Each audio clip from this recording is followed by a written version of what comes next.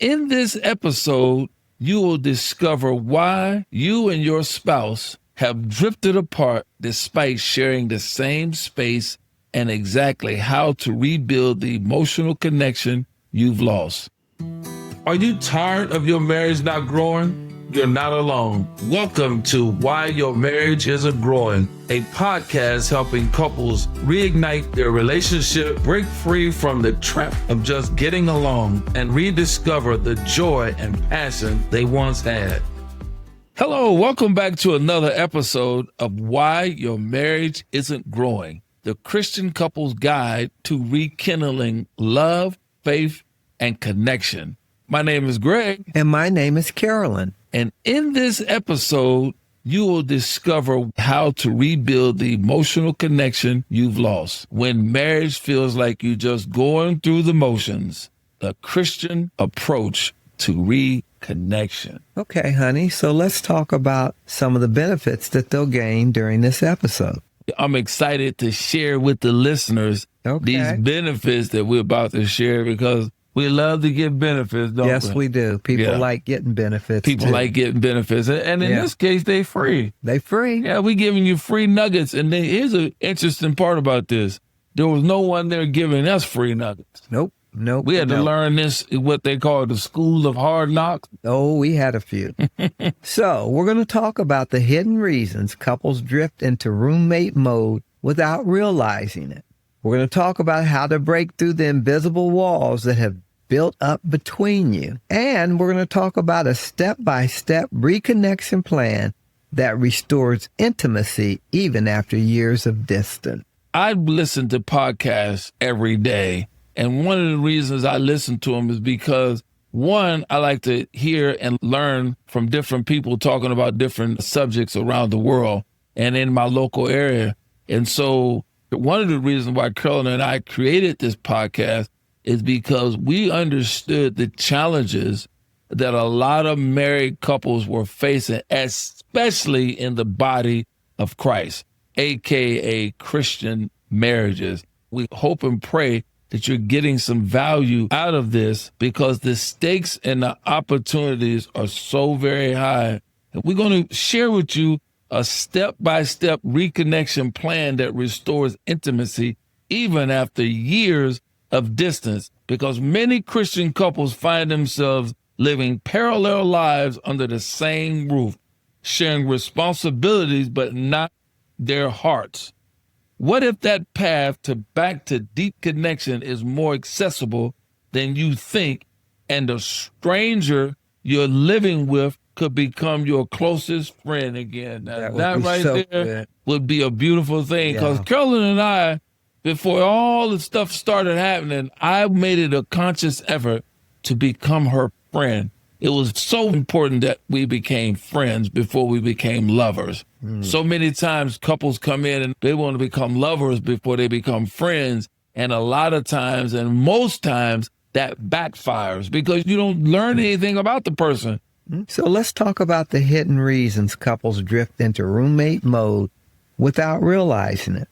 It's a gradual progression from lovers to roommate, prioritizing logistics over connection, replacing quality time with task management, losing curiosity about each other's inner world, and allowing busyness to crowd out intentional relationship investment. And we love to share biblical principles because everything is formulated on biblical principles. And if it's important to God, which it is, in the book of Genesis, chapter 2, verse 24, God speaks of becoming one flesh, which requires ongoing intentionality. When couples stop investing in emotional connection, they begin living as efficient housemates rather than intimate partners. That's deep. So you just glorify roommates. Let's look at how they can conduct a relationship drift assessment to understand how they got here. Really? Yeah. Track your conversations for 3 days. What percentage is about logistics, that's schedules, kids, and bills, versus personal connection? And here's the deal. When you identify, when you stop asking your spouse about their dreams, fears, or inner thoughts, then you're going to notice how much of your interaction it revolves around managing household responsibilities.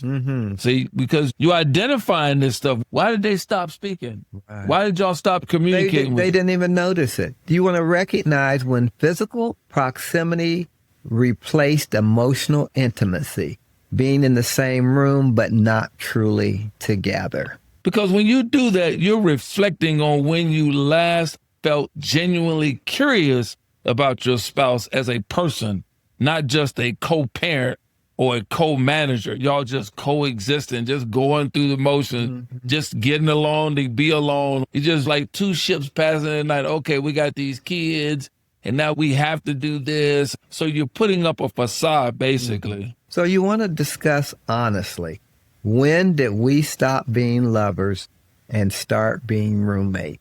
And that's a crazy thing right there. If you don't do any of these things that we're talking about here, I promise you, you won't have any idea and have no breakthrough on the invisible walls that have built up between y'all. And it's ongoing process.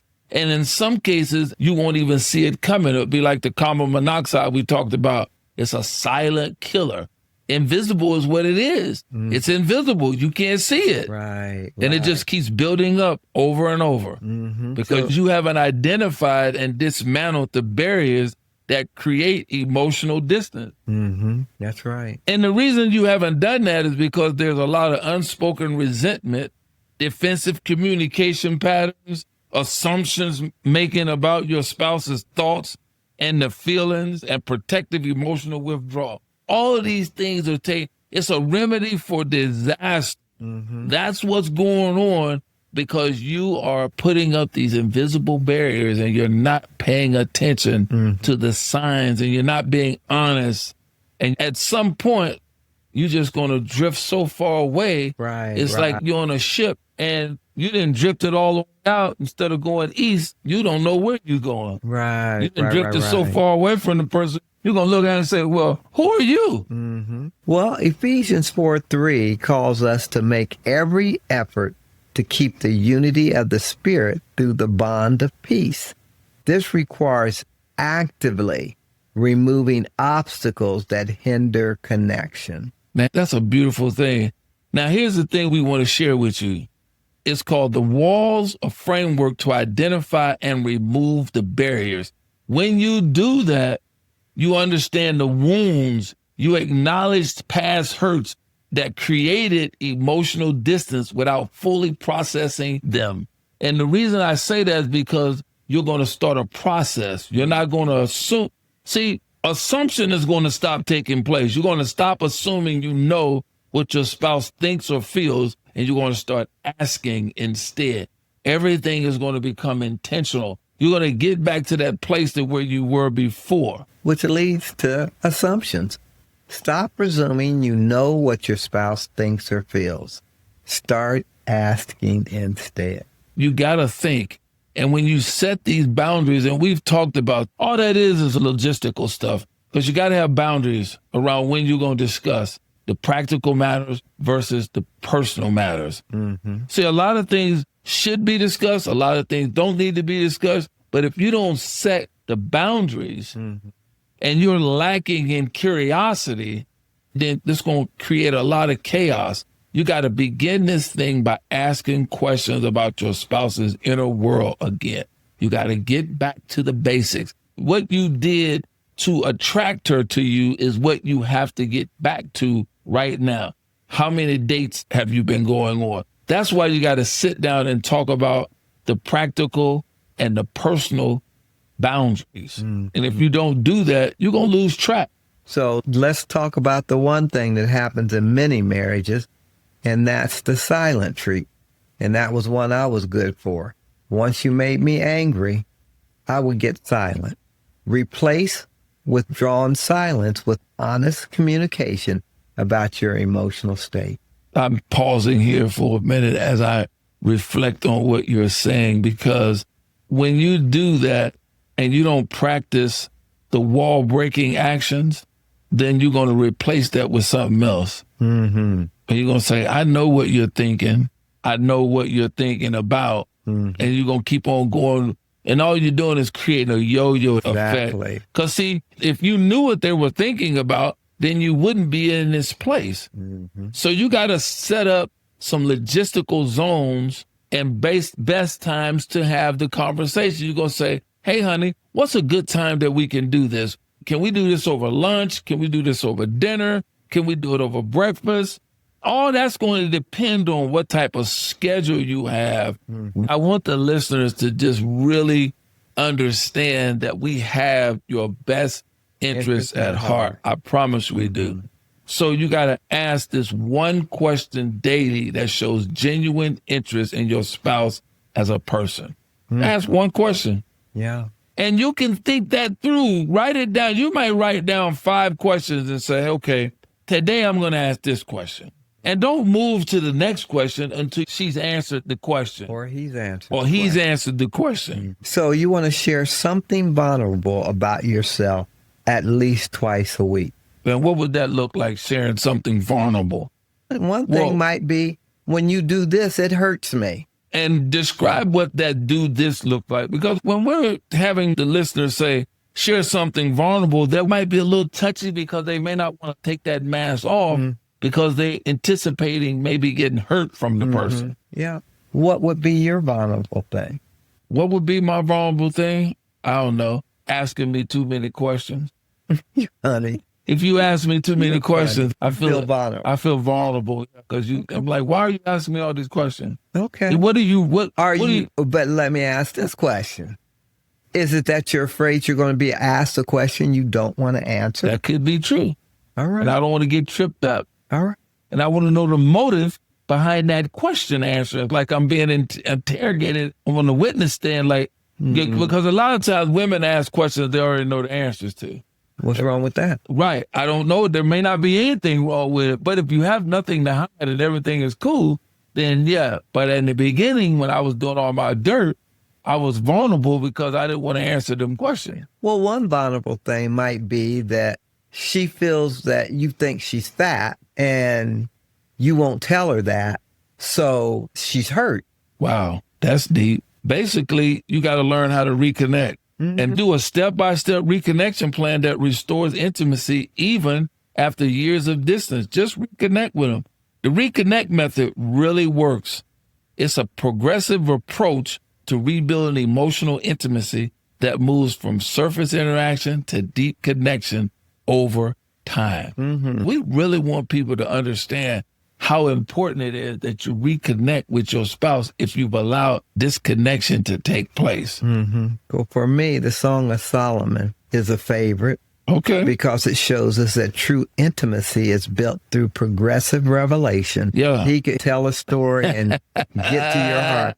Rushing intimacy feels forced, but intentional steps create natural reconnection. And basically, breaking this is probably one of our longest podcasts, is because this one right here is giving you a real detailed 8 weeks blueprint of reconnecting and recognizing and acknowledging the distance without blame.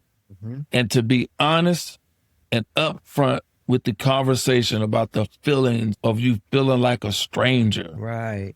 And just commit together to rebuilding that connection.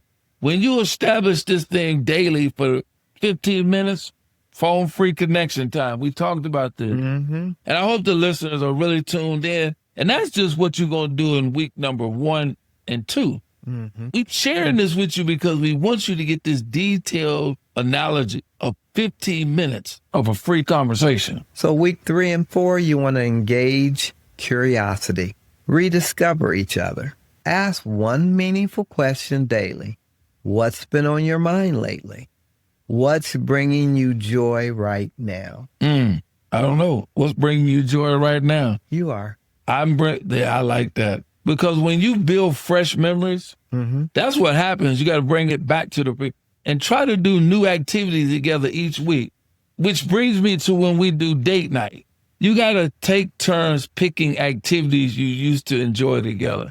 And that's a big thing. It's a big thing. We got one that we love to do called Shut the Box. Shut the box. I play that today. Sounds good Shut to the me. box. Shut the box. So during week 5 and 6, you want to create new experiences, build some fresh memories. Try one new activity together each week. Have a conversation in a new location, coffee shop, park, or car ride. Share a goal or a dream you haven't talked about recently. And you just got to continue to deepen your vulnerability. Share something you've been struggling with. Discuss how you've both changed since you first met. That's what you're going to do in week 7 and 8. Because when you plan a future experience you're both excited about, it creates some real good harmony.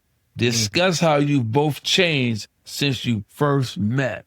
So you got to mix it up. You can't be like a rigid, like a robot. And the things that you did that you were happy, like you may have gone for walks in the park. You may have been going to movies a lot.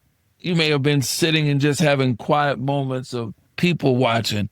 Get back to that. And then just have open discussions and be honest and vulnerable. It's okay to let your guard down. And you want to start looking at why did you stop doing those things Hallelujah. that you enjoy doing. That's important. When you establish these ongoing connection habits and you do these on a weekly date conversations, no logistics allowed, just doing it. Monthly relationship check-ins.